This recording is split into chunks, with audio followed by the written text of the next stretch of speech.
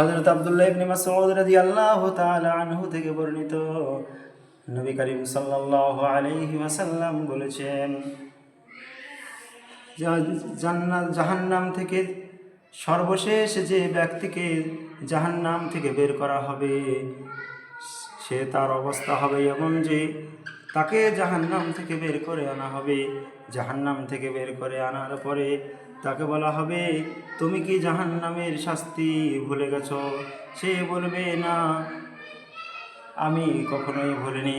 তখন আল্লাহ রব্বুল আলামিন তাকে বলবেন যে, হে আমার বান্দা, তুমি চাও, তোমাকে দেওয়া হবে, তোমার চাহিদা পূরণ করা হবে।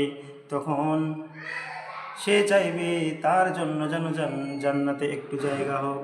তখন আল্লাহ বলবেন যে, তোমাকে জান্নাতে সে জায়গা দান করা হলো, তোমার চাহিদা পূরণ করা হলো, তার সঙ্গে আরও 10টা পৃথিবীর সমান তোমাকে জায়গা দেওয়া হলো।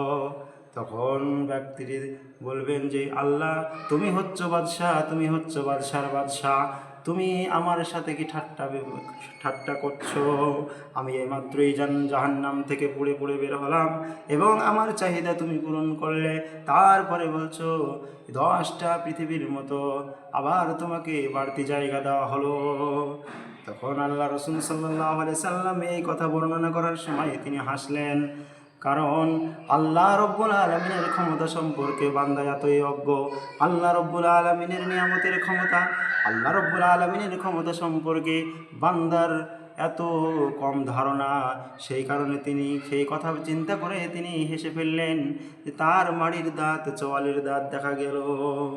অন্য বর্ণনায় এসেছে যে তাকে বলা হবে যে তাকে বলা হবে যে আমি তোমাদেরকে এটা দান করলাম। তখন বান্দা সিজদায় পড়ে যাবে এবং বান্দা আল্লাহ রব্বুল আলামিনের শুকরিয়া দান করবে।